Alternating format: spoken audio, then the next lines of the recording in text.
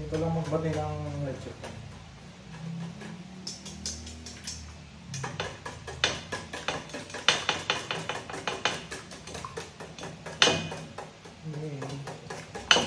Batian. Mukbang.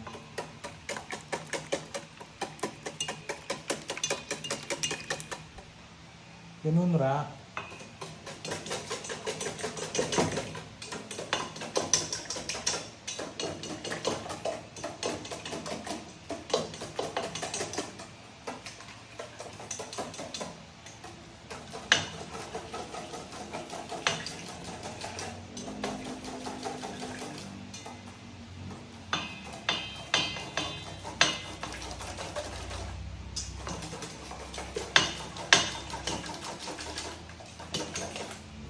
All right.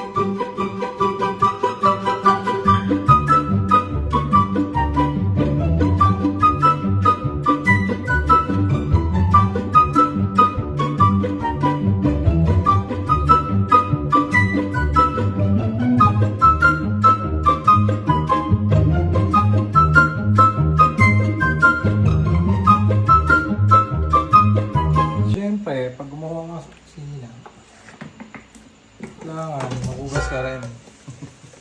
Hindi nawawala yan sa routine. Pag kusinero ka o kahit ano mang gagawin mo dito sa kusina, diba? Hugasan talaga lahat. So, ito na. Wash time na.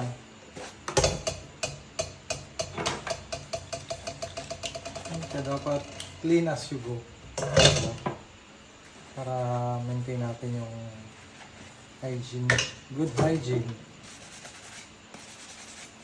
Especially gumagamit tayo ng itlog o kung ano mang poultry products. Kailangan laging well washed and sanitize yung mga natin.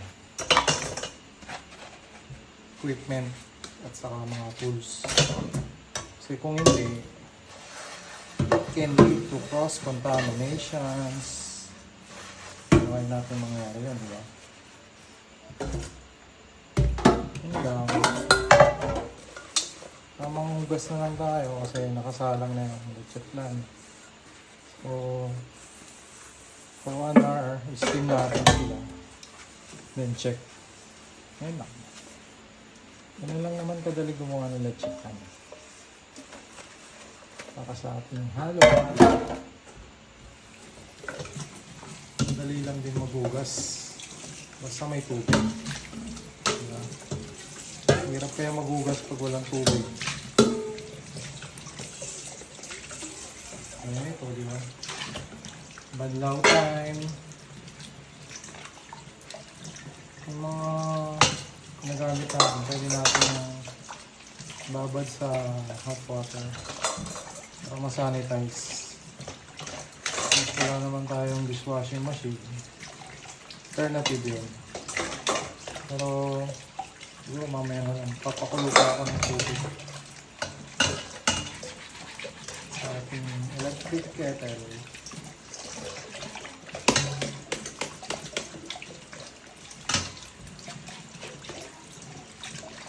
Natin tayong marapos.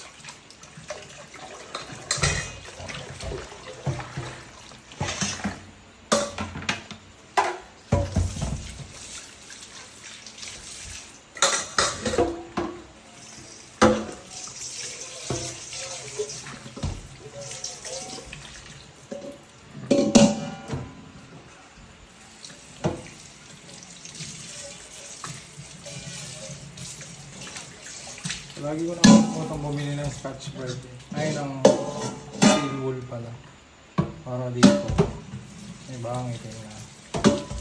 Kailangan na niya makatikim ng steel wool. Kulado na siya gawa ng sukal.